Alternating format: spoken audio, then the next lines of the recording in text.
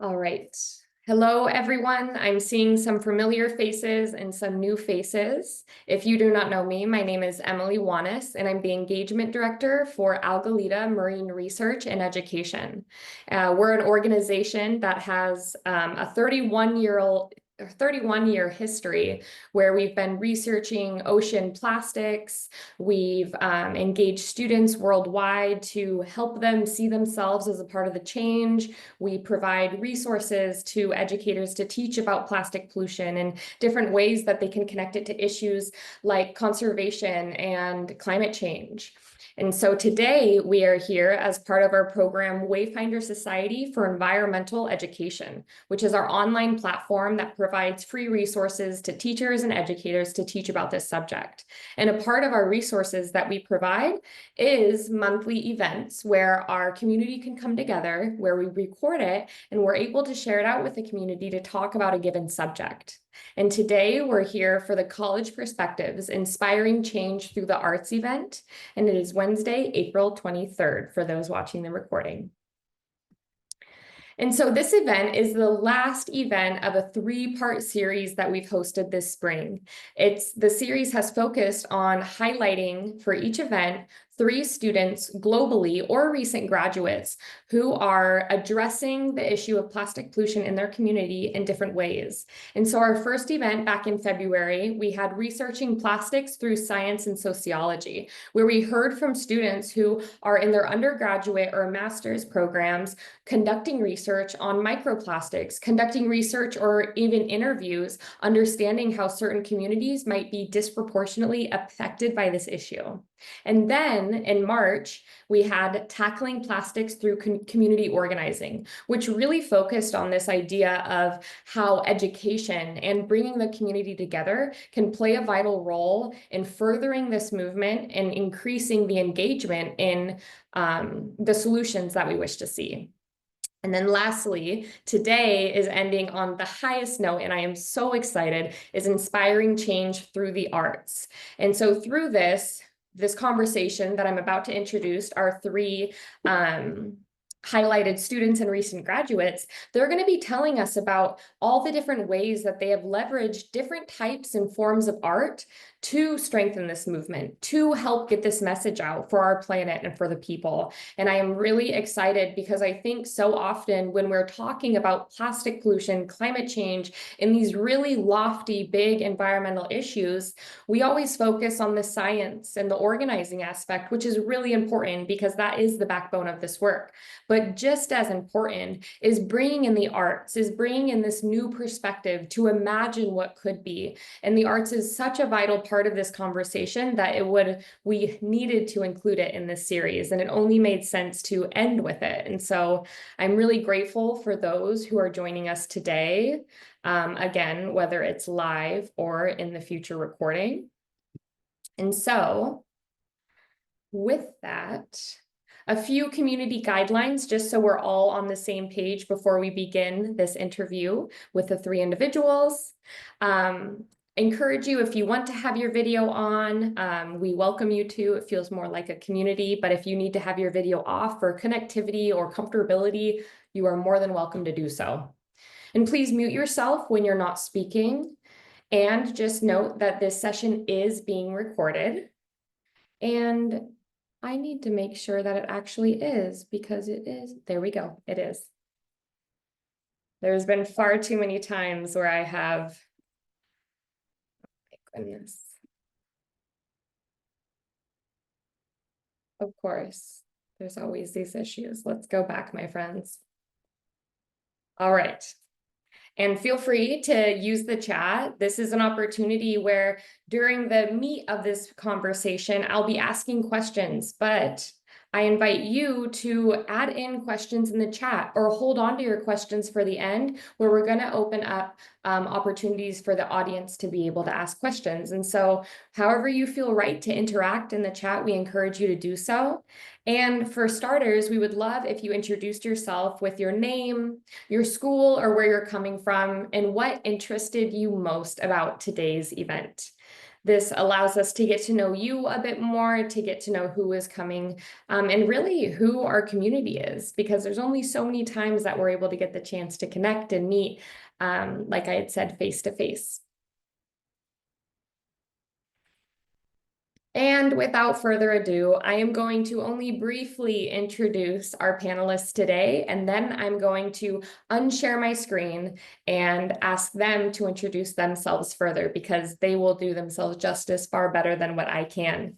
But for starters, I want to introduce Shamsuddin Abdul Karim. He's a college student and co-founder of Eco Poets in Kano State, Nigeria. Shamsuddin was actually an Algalita Student Mini-Grant awardee last year, where we were able to fund and support some of his work around eco-poets. And this initiative has really taken storm in his local community, and it's been really incredible to see what he has created. And so, Shamsuddin, thank you for being here. And then we have Rae Landriau. Rae is also a previous Student Mini-Grant awardee, where we were able to support her in some of her endeavors and experiences to increase her understanding about world waters and environmental issues and being able to network further.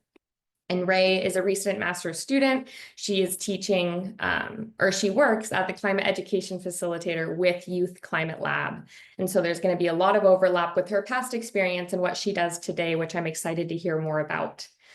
And then lastly, Lisa Tenorio is a recent, back in 2019, MFA dance graduate and is working at St. Mary's College of California.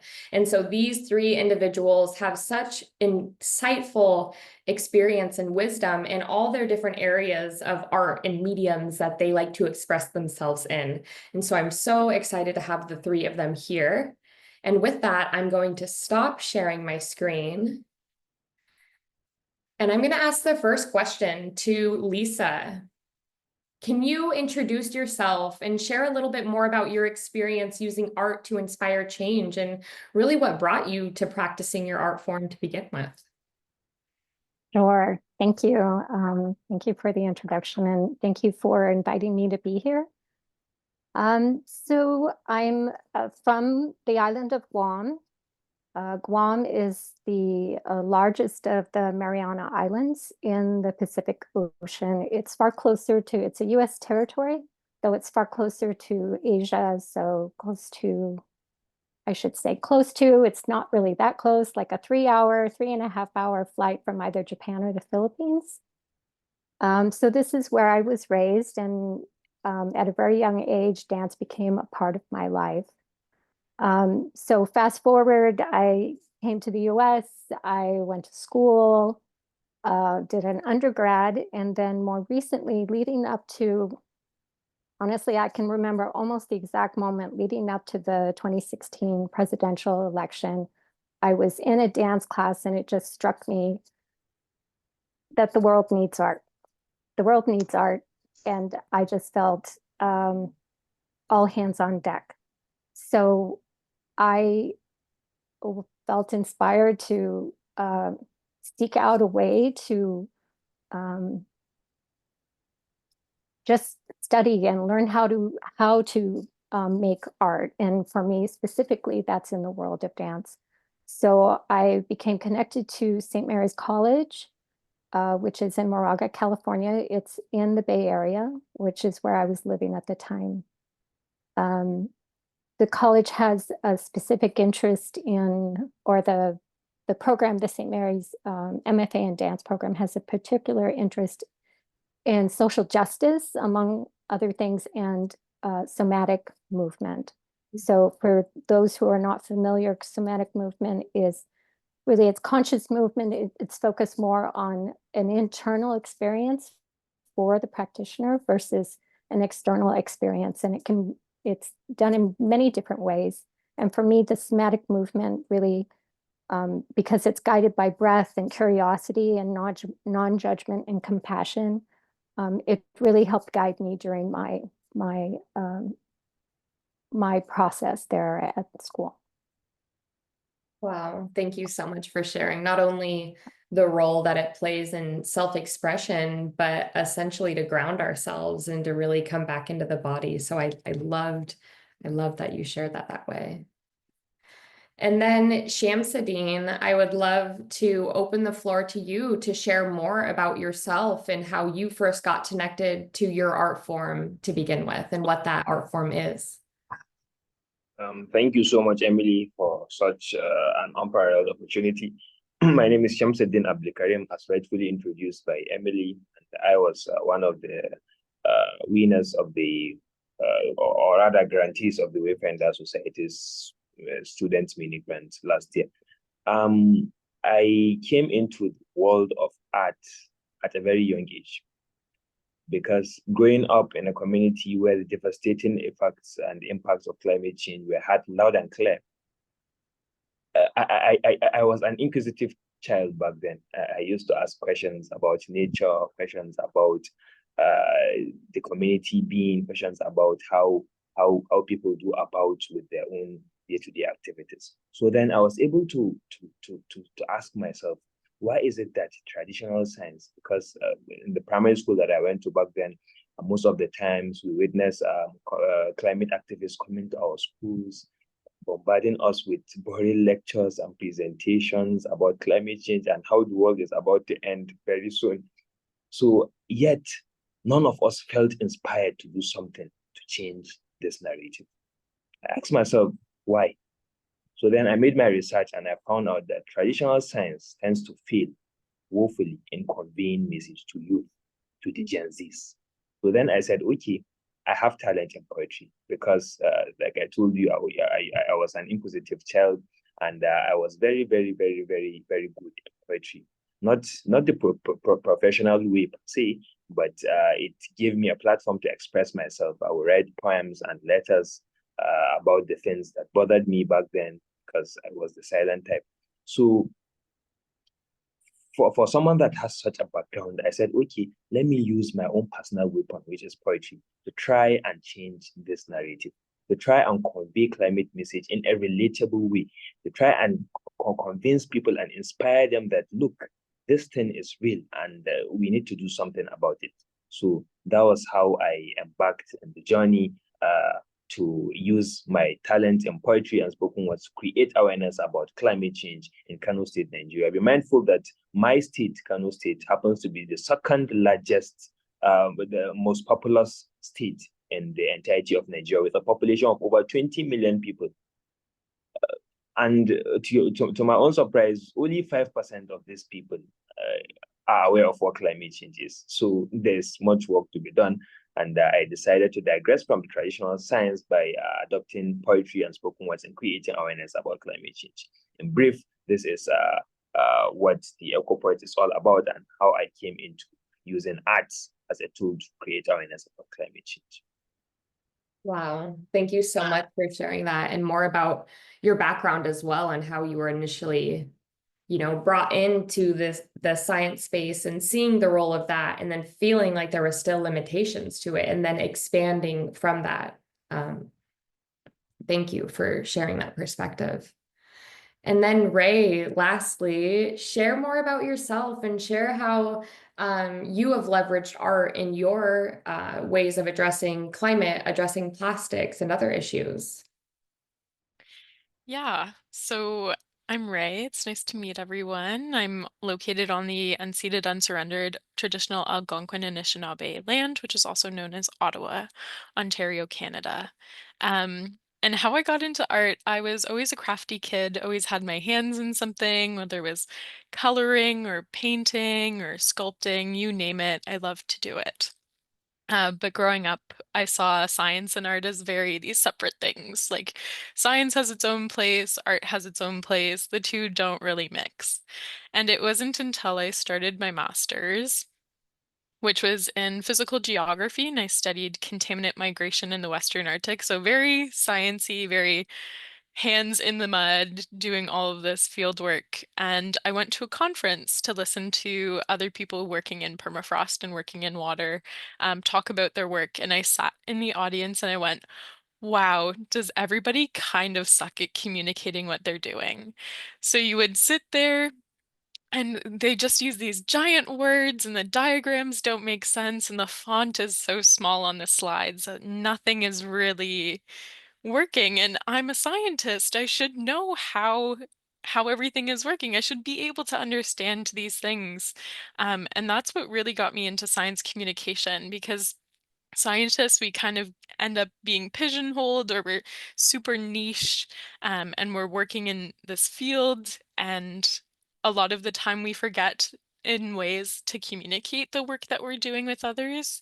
If I were to tell you about retrogressive thaw slumps, you might be confused as to what those words even mean. But if I tell you that permafrost, which is ground that's frozen, is thawing because of climate change, and it's causing changes to the landscape that's affecting fish populations and water and the ecosystem, you're going to be able to understand it a lot better.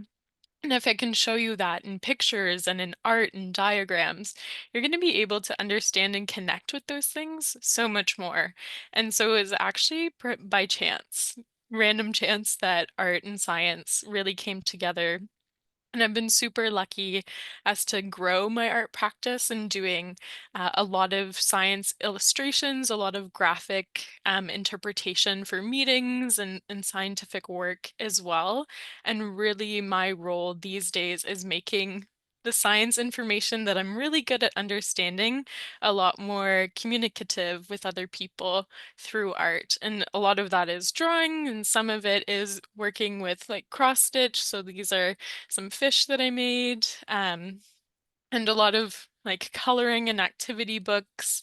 And all of this is much more engaging than if you were to ever just pick up a textbook and read it. And so that's kind of where my niche has started, and being able to have fun in science, because I think science is super fun. I love it. I want to get my hands dirty. I want to be out in the field and analyzing these things, but bringing joy in art and communicating it through art, and having that like happy place as well, especially when we're dealing with topics like climate change, which can be so anxiety inducing and all consuming.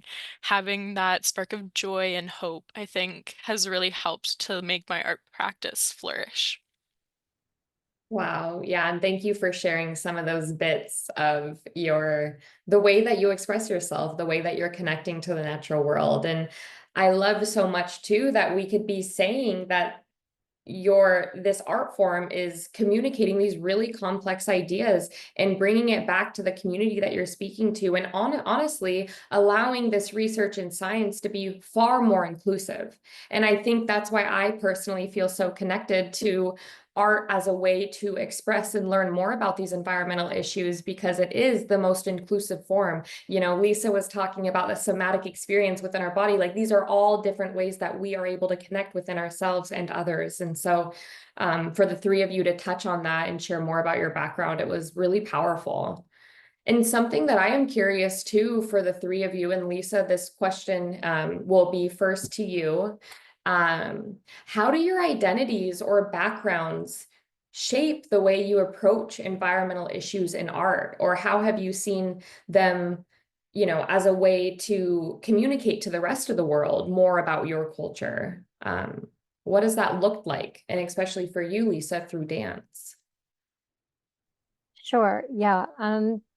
So as I said, since I'm from Guam, the culture and the language is called Chamorro. And I identify most closely while I'm mixed race, and I was spent a lot of time here in the mainland US. I really identify mostly with the culture in the islands. And as an islander, I feel I'm really shaped by the ocean and its vastness, given that it's all around us, and how much the ocean really defines the culture, not as obviously now, but people's livelihoods and being able to travel in between the islands and to connect with family. And it's through the lens of the islanders, I could see how things are so interconnected. And a major tenet of the culture on Guam is the word is inafamaulik, and it translates literally to make good. And it's a sense of understanding, like a sense of reciprocity and interdependence that the islanders see, and it really shapes the entire, like, shapes the entire culture. It's a sense of mutualism rather than individualism, and as such, like everything that I feel like that I've done thus far, I really try to see how really that interconnection and how much, like, it's kind of that we are, what affects one affects all. And that can be kind of a good thing and kind of a bad thing, I guess. But it also means that we're not alone in our efforts. It means that we must work as community. I can't think of any other way that I could have done all of the work that I've done thus far without the community that I had there in school and that I've had since. Thank you, Lisa. And I know I just have a quick follow-up for you before we move on, because I know that you've been involved with an organization or a movement called Global Water Dances. And a lot of the content and the experience and the stories coming from them seems very much like you are gathering people together, you are creating this art together. And just, I would be curious, what has your experience with Global Water Dances been like, and how have you been able to, like you say, be in that mutual connection with others, whether people you know or new people? What has that been like through them? So I was fortunate that my thesis performance landed in June of 2019, and it just so happened that Global Water Dances was having their international event that month. They do it every other year. So the way this works is that basically around 3 o'clock, say it was June 16th, I think, 3 o'clock local time, wherever you happen to be in the world, people will gather. They invite people to act as the choreographer for the given event. They ask that you gather near a body of water, but it doesn't have to be. In my case, I was at the Pacific Ocean, gazing out towards what I consider home on Guam. And the idea is that it's like you create a wave across the planet, right? So at 3 o'clock New York time, people are gathering. At 3 o'clock Denver time, 3 o'clock LA time, 3 o'clock Hawaii time, 3 o'clock whatever. So around the world, and really there are people around the world for as long as Global Water Dances has been around. It's just this amazing gathering of people, and just knowing that there are other people doing what you're doing, and like I said, at their time zone, and that you're not alone, and that you are connected via movement. And they offer movement for you to do, and there's music that you can use as well. The main thing that they really look for, though, are a couple of things. They ask you to teach a little gestural movement to your witnesses, to the people who come and view your event. So it's a really simple gestural movement that involves like wave type things and rain coming down. And so we did that at my event. And then the other thing they ask you to do is to connect with a local organization that maybe aligns with your interests. So in my case, since I was there at the Pacific Ocean, I'm interested in health for the ocean. So I invited a representative from Surfrider Foundation to be present. Each choreographer, as it were, can do things as much as they can, or as little as possible, or whatever works out. So I didn't have like a big event with many people speaking and many booths or anything like that, though I think that is done. In my case, it was a more simple gathering where participants were, once again, invited to join, I guess, basically kind of join in the dance and join in this movement a literal movement, a movement of people seen across the world. That is beautiful. And I could imagine doing these, dances at 3 p.m. in these public spaces that, people might be coming because they were planning on already, but then I could imagine people just walking by being inspired and seeing what is that? I want to be a part of that, or just being curious. So I like that it's also kind of a form of education too, in addition to expression. All right. And then Shamsuddin, I will ask you the question, and you shared a little bit about in your introduction, but how has your experience, how has your, background and culture really played a part of your growth, becoming a poet, as a student, as a worker? What has that been like for you? I always say this whenever I get the chance. Students and environmental advocates should always look inwardly into who they are before they develop any piece. Because what might work for Emily in the United States, maybe LA or Hawaii or DC, might not work for, let's say, Khadija in Gorandu, Kano State, Nigeria, because of the disparity in the people that you deal with, the people that you interact with. The level of westernization down there might not be the same as the level of westernization down here. The level of perceiving knowledge and what have you can never be the same. So it's not always about like thinking globally. It's good for you to think globally, but indigenalize your own initiative to the common people, to the local people, I mean. So answering your question, I have always taken cognizance of my personality and my identity. I am a young Muslim from a local community whose predominant language is Hausa. So like in my poems, if you are following my page on Instagram, LinkedIn, and whatever you use,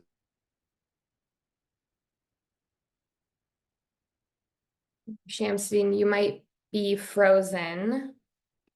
And I know sometimes when this happens, if I stop the video, you should be able to come back. Let's see. We're going to get right back to you, Shamsuddin, but to keep it going, I'm going to now ask Rae the question and be right back. I know what you were saying is so powerful, so we will get back to it. And Rae, how have you seen your identity and your background shape the way you approach these environmental conversations and these ideas? Yeah, I think this is probably the most tricky question to answer because it takes knowing yourself so well. And I feel like in many ways I am similar to the environment, constantly morphing. There's always changes going on. Um, and in doing so, I think it makes it a little bit challenging, but going back to that piece that Lisa said about reciprocity, and I think really how the environment shapes me and who I am. I feel my calmest when I'm swimming in the river. I feel grounded when I get to walk in the woods, and all of that inherently shapes the work that I do and the art that I do. And really being able to take a moment and pause. I think we are so often caught up in societies. You have to be doing 1,000 different things. There's so many deadlines and rushing. And I think something that nature and just the environment has taught me is really to slow down, like work with the seasons. Winter is slow. Spring ideas are coming and flowing together. Take that time. And so I think being more connected with the environment has really shaped me and who I am and the work that I do and really how I approach a lot of environmental work. And I think going back to that piece of like, we always want change, we want to fix things, we want solutions now. But recognizing that slow progress is still progress and things will take time and just being okay with that. Which can be really challenging, especially like growing up in like North American society where you're taught that like you should be busy every single second of every single day and doing 1,000 things. And so just being more at peace with that slowing down and reconnecting with nature. And then you can advocate for it better because you're more closely linked and able to understand it. Yeah, so well put.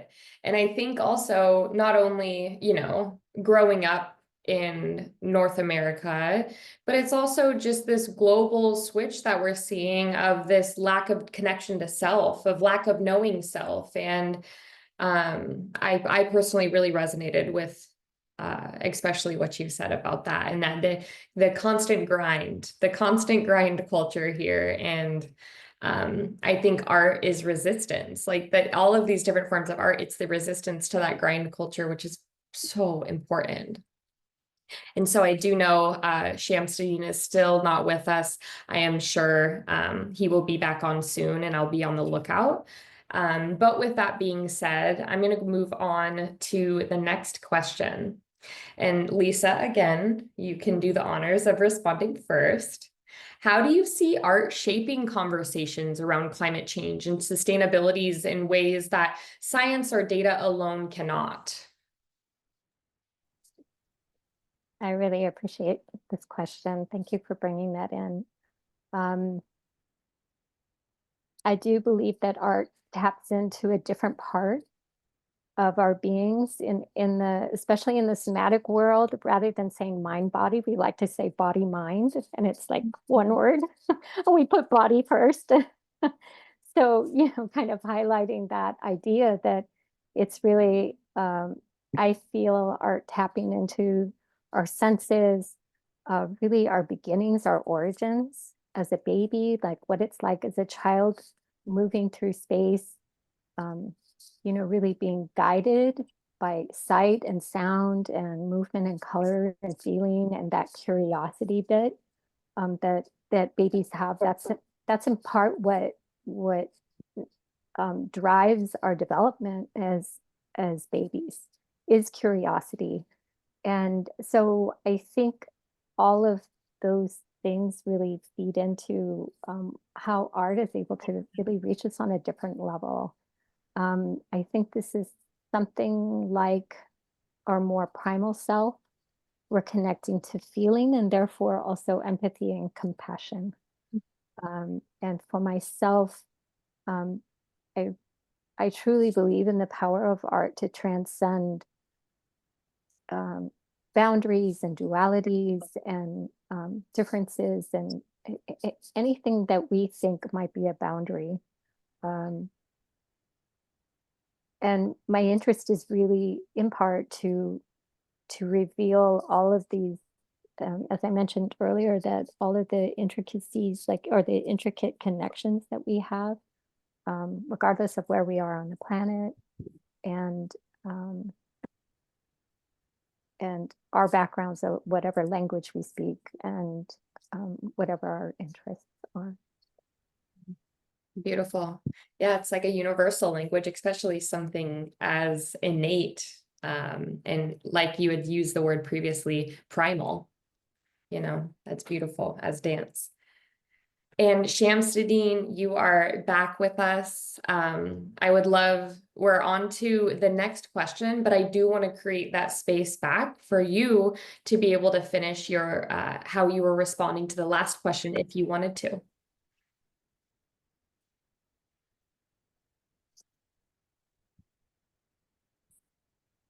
I'm so sorry for the network issue. As I was saying, the issue of you always have to take into consideration who you are as a person and who your community people are and what their needs are. So, like taking my initiative as an instance, like I said, maybe in the other question I didn't give you a hint as to what my organization is all about.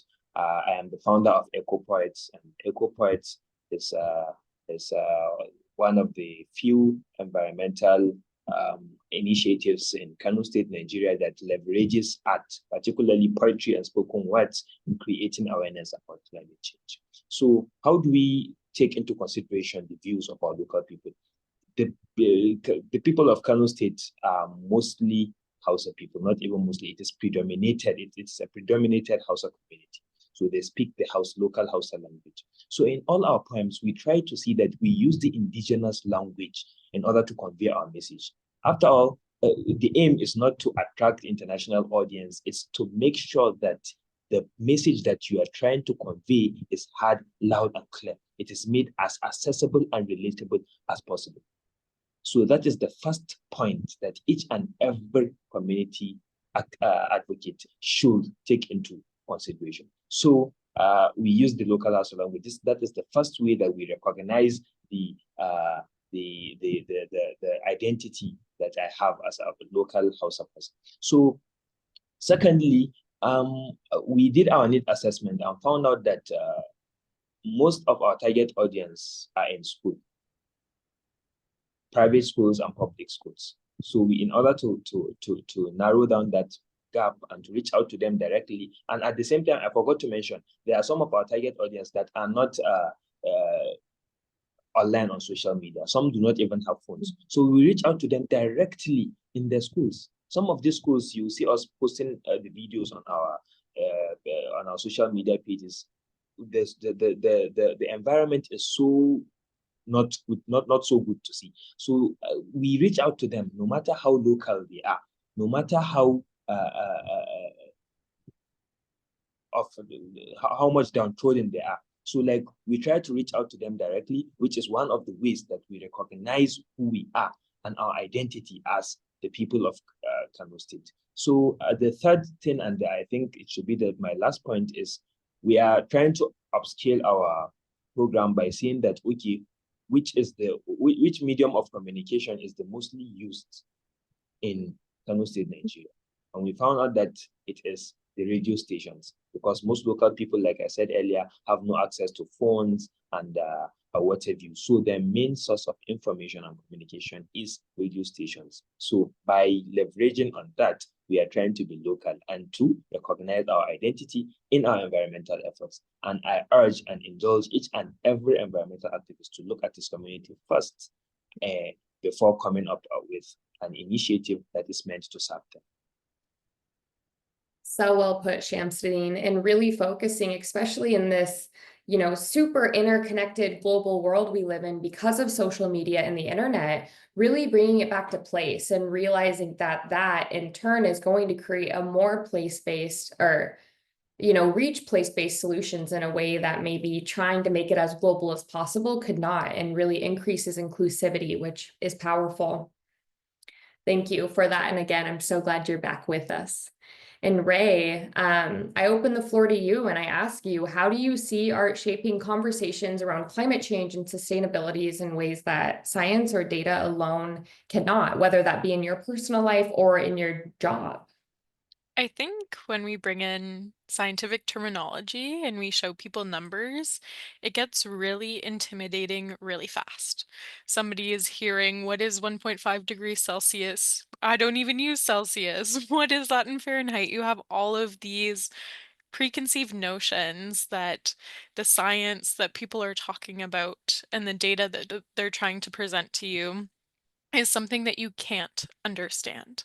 And so I think what art is doing in a lot of these spaces is it's showing people, hey, like this may seem really complicated, but you are smart, you are capable, and we can learn about this together.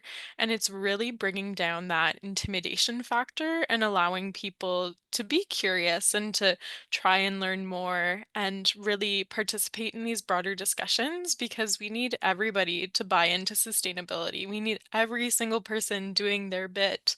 And the only way to do that is to make that information accessible, interesting, and show them how they can take action. And I really think that art is leading the way, because it's one thing if I show you a whole Excel spreadsheet with a whole bunch of graphs, and that's going to speak to like less than 10% of the population. But if I show you a beautiful infographic with the things that you can do and breaking down those complicated terminologies and systems, you're going to be able to understand that. And that's going to speak to that 90%, which is really what we need to be doing through art.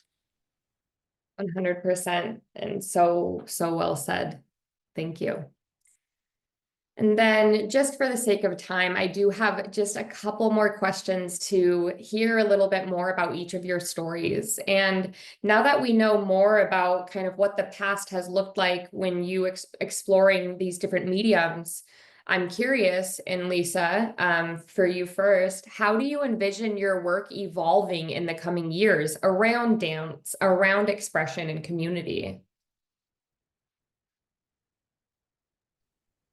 Thank you. Well, one thing I guess is, so I did partake in global water dances, as I said once before. And really, when I did it, I thought I'd love to kind of come full circle or maybe connect the dots, as it were, by repeating or restaging the piece at the other end there on Guam.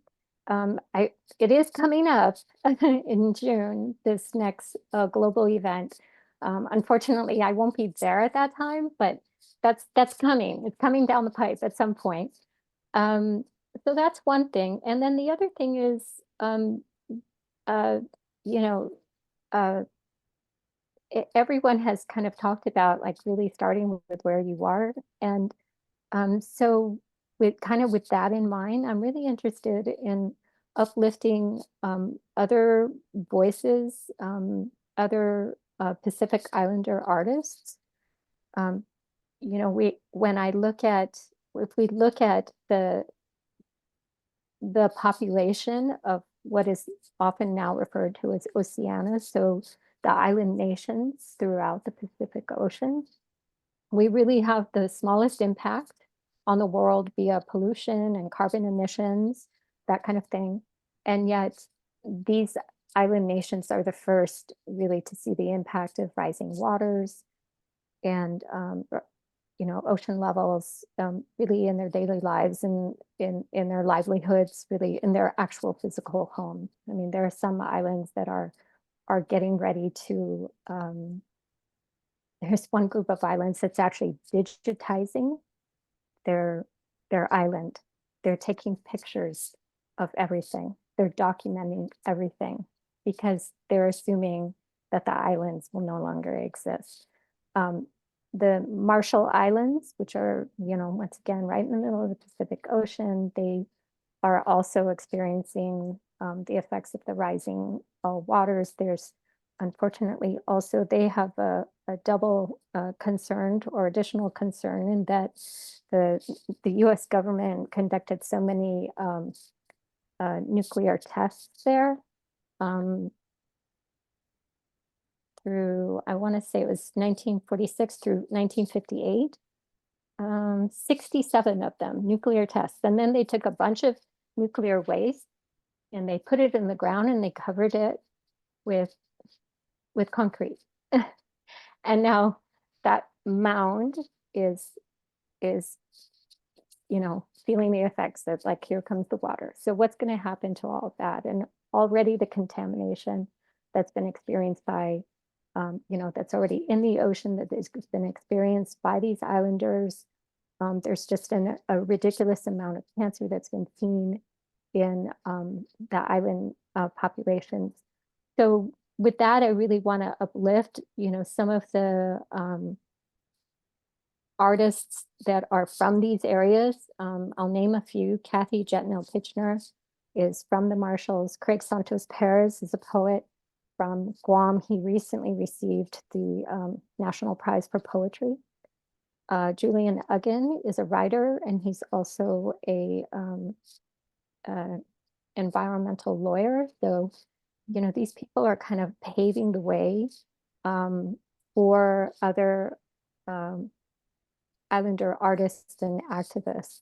Really, they're getting on the national stage and the international stage, and which I think is super important given, like I said, we have such a small population and we don't have a ton of agency in defining our futures. Like, so many of the islands are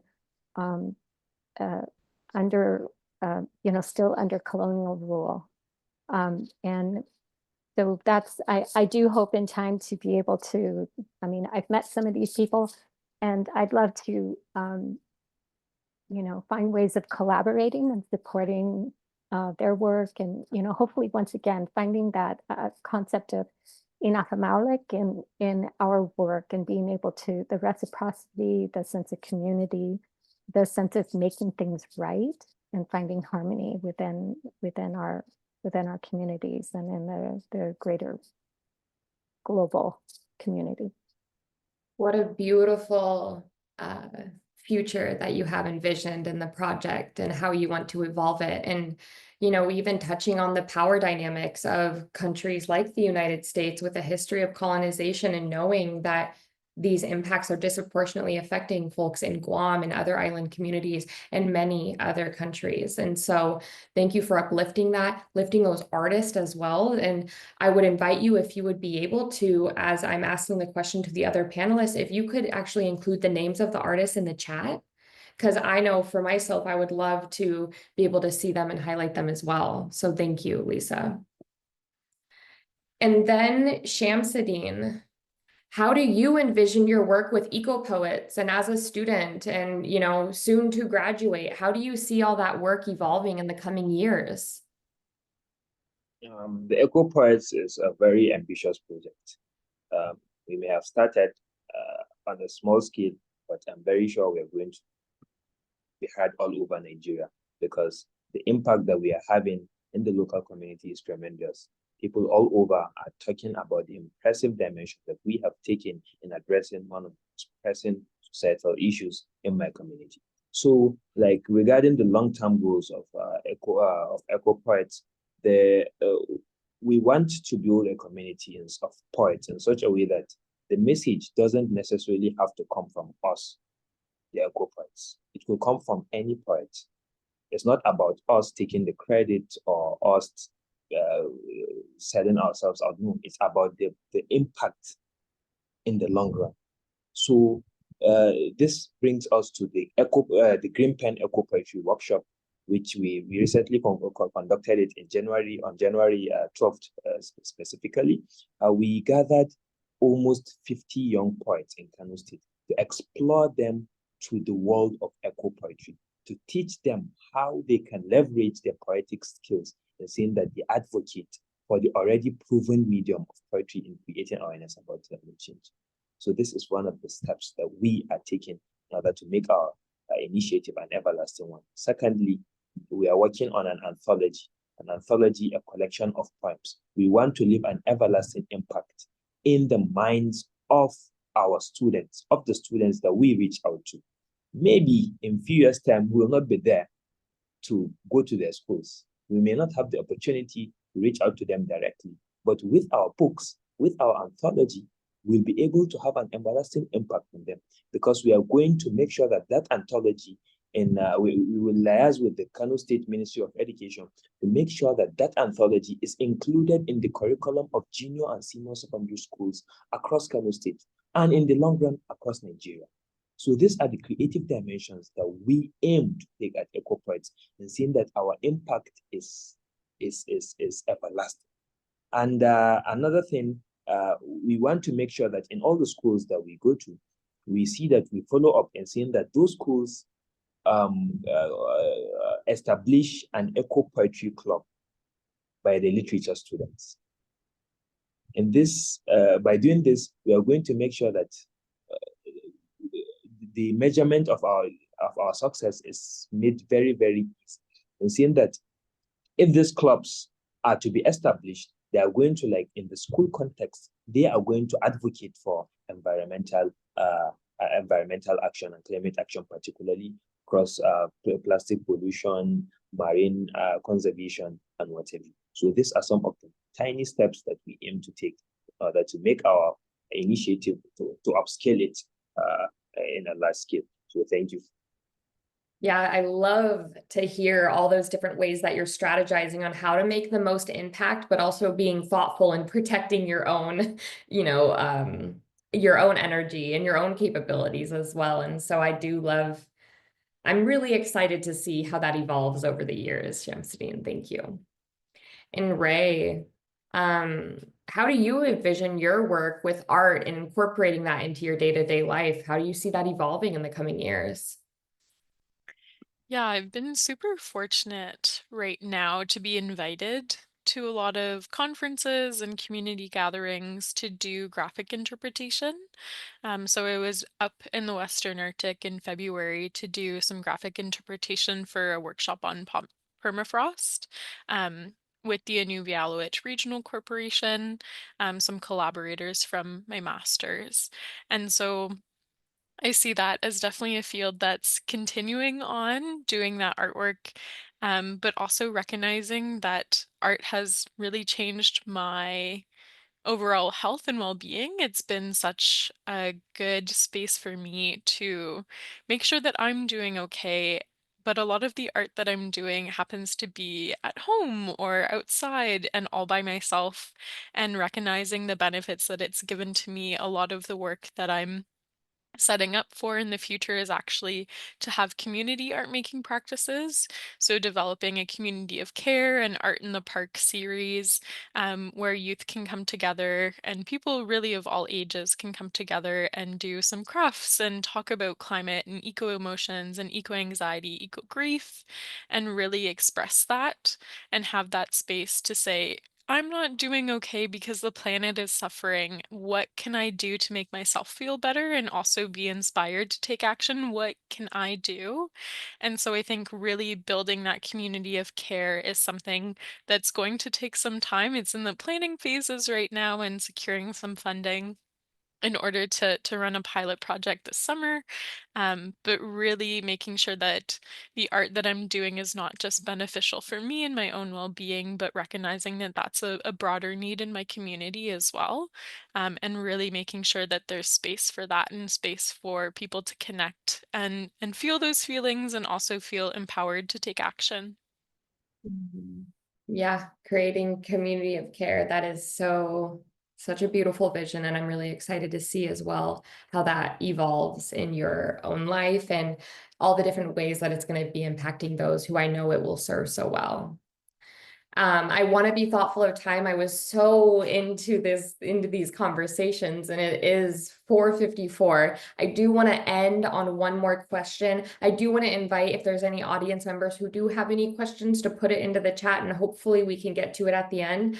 But with that being said, my last question would be, and again, Lisa, for starting, what advice would you give to students or emerging young artists who want to use their art for environmental change?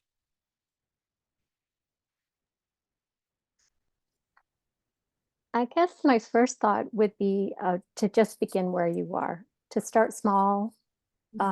It needn't be like a gala event. It needn't be an entire gallery exhibit.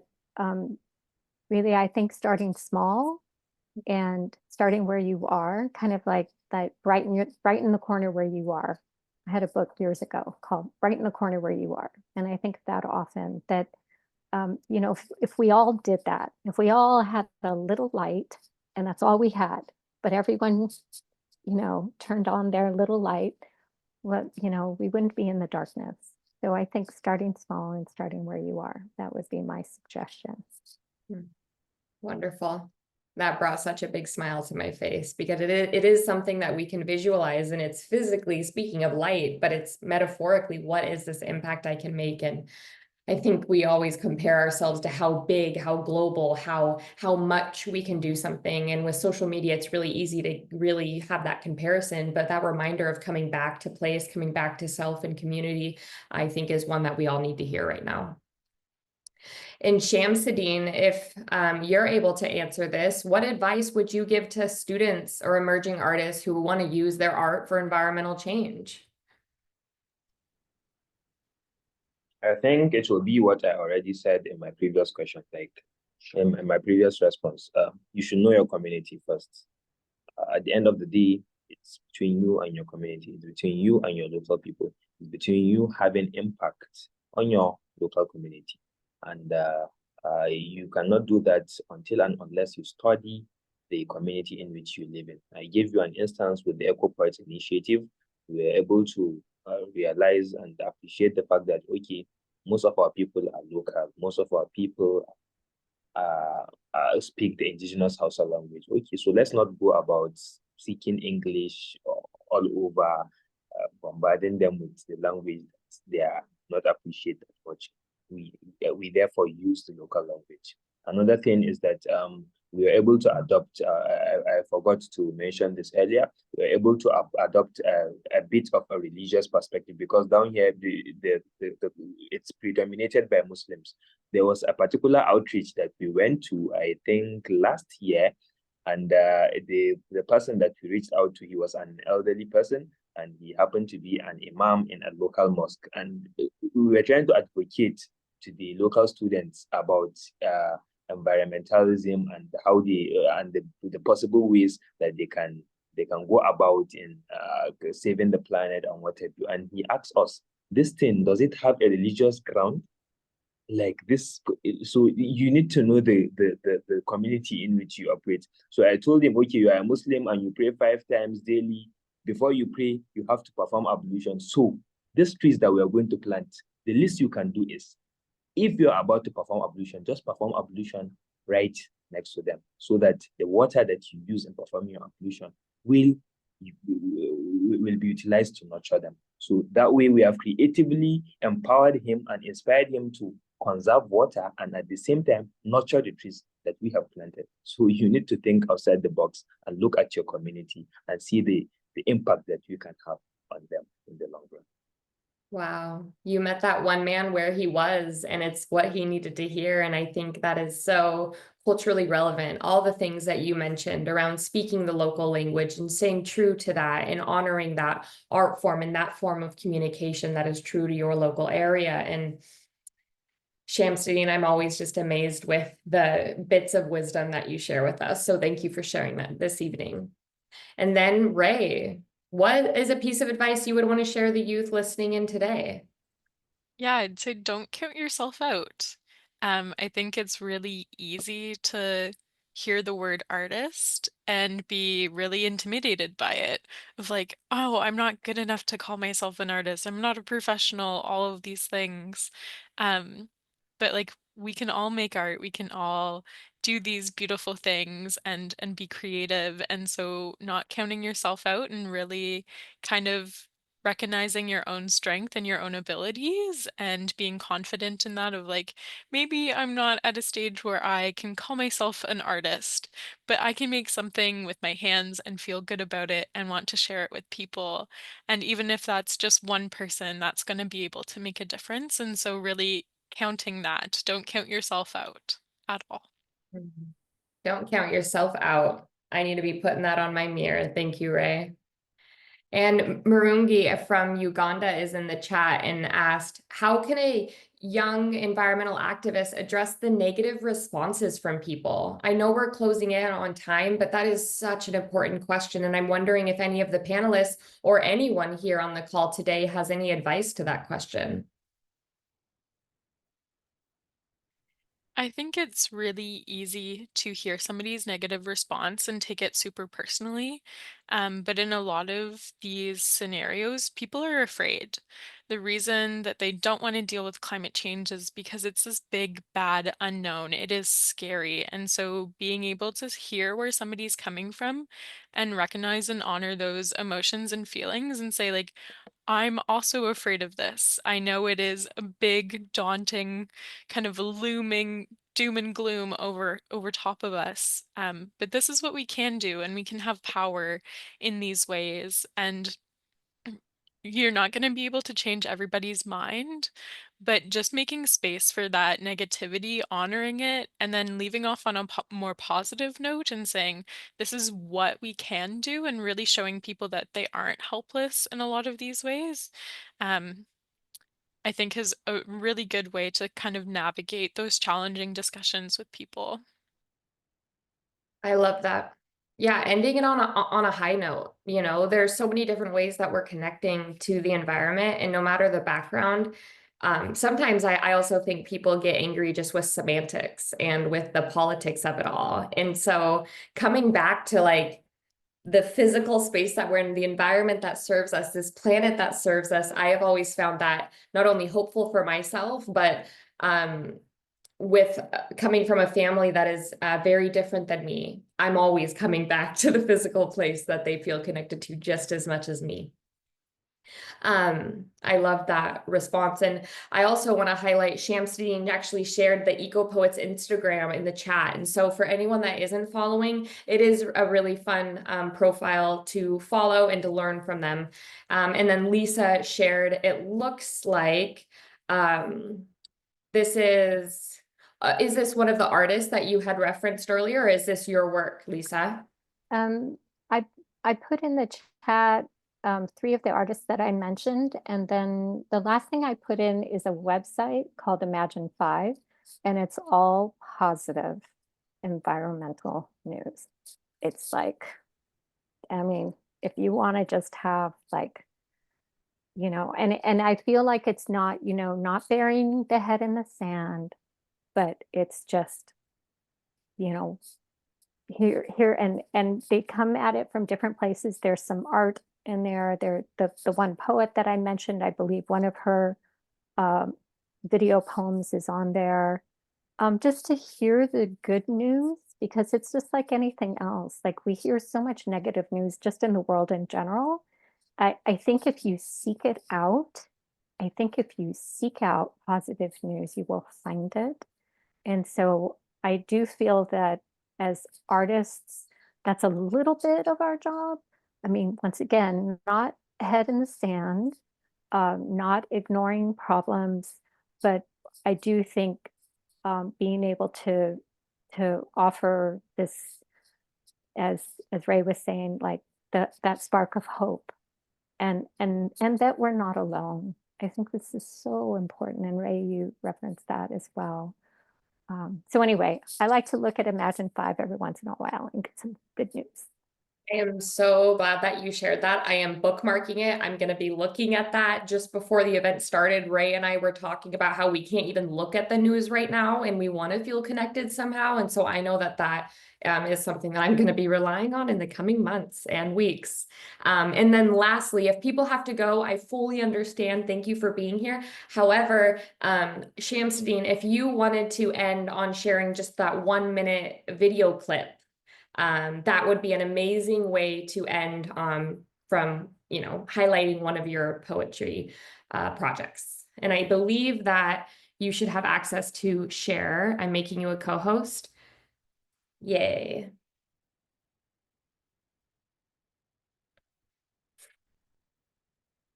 Oh, I'm seeing my face.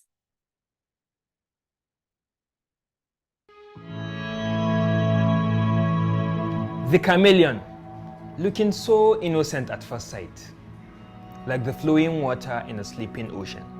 Your transparent nature makes a man loses his mind and his soul, glaring at your beautiful sight non-stop, a selfish creature of our companies. But the moment you change color, the sky goes dark. The oceans roars in agony. The land turns barren. The men that once admired your looks fall sick, starve like hungry peasants. Plastic pollution is real. Its effects touches every bit of our souls, so let's fight it. Let's fight it with our lives before it fights us with its life.